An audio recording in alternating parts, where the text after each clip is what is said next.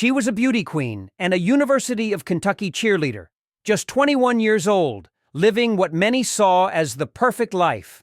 But this week, Laken Snelling walked into court, accused of abuse of a corpse, tampering with evidence, and concealing the birth of her own baby.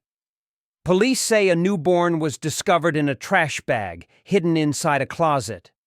A 911 caller told dispatchers the infant was cold to the touch, and investigators say Snelling wasn't even home when they arrived. How did a rising college star end up here? Tonight we dive into the disturbing case of Laken Snelling, what we know, what remains a mystery, and why this story has shocked an entire community. She was not just anyone. At only 21 years old, Laken Snelling was a former beauty queen and a University of Kentucky cheerleader, part of the stunt team, and seen by many as a rising star on campus.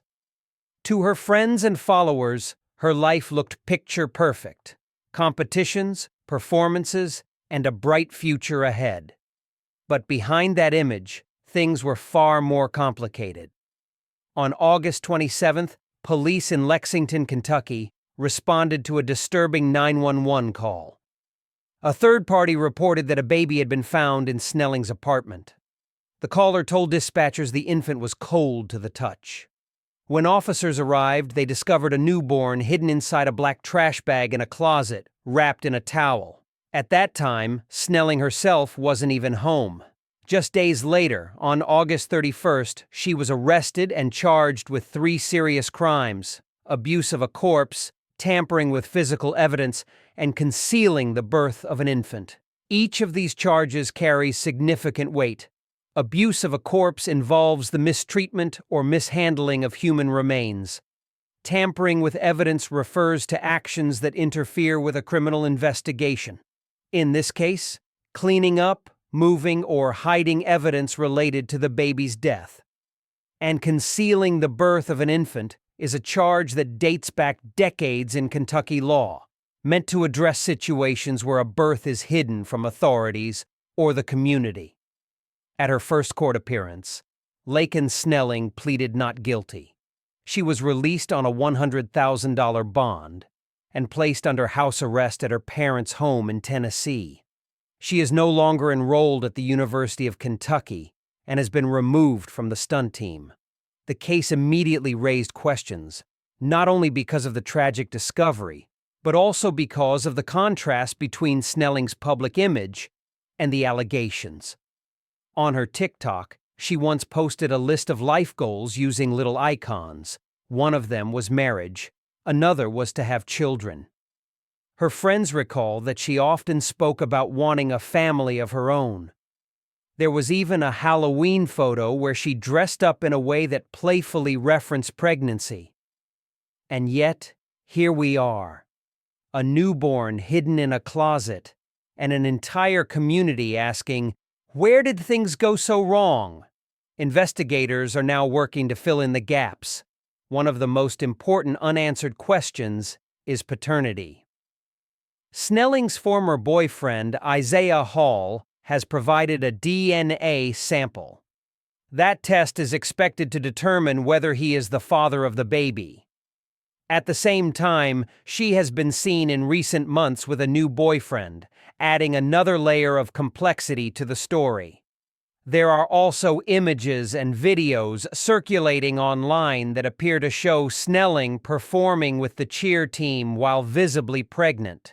If true, this would mean she was actively involved in physically demanding routines even late into her pregnancy, a detail that shocked many in the cheerleading community.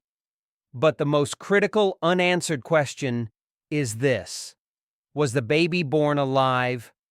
The preliminary autopsy has been described as inconclusive. Forensic examiners confirmed that the infant was a boy, but the exact cause and manner of death have not yet been determined. Additional testing is underway, but until those results are in, investigators cannot say whether this was a stillbirth, a death shortly after delivery, or something else entirely. That distinction will make all the difference in court. If prosecutors can establish that the baby was born alive and then died under suspicious circumstances, the charges could be expanded dramatically, potentially to homicide. If the medical evidence shows the infant was stillborn, the charges may remain focused on concealment and abuse of a corpse. This legal uncertainty is why the case has gained so much attention. Kentucky, like many states, has strict laws about concealment of birth, and prosecutors are under pressure to handle cases involving infants with great care. The public is watching closely, torn between shock, judgment, and sympathy. Was this the desperate act of a young woman terrified of the consequences of her pregnancy? Or was it something far more sinister? For now, Snelling is back in Tennessee under electronic monitoring. Her bond conditions prevent her from returning to school or traveling freely. The University of Kentucky has confirmed she is no longer a student and will not represent the school in athletics. Meanwhile, local media in Lexington continue to press for details, and social media users debate what really happened behind closed doors. The timeline ahead is clear. Snelling's next court date is scheduled for September 26th. At that hearing, prosecutors could present more evidence, and the defense will continue to push back against the allegations. Depending on the results of the autopsy and the DNA test, the case could take a very different turn in the weeks and months ahead.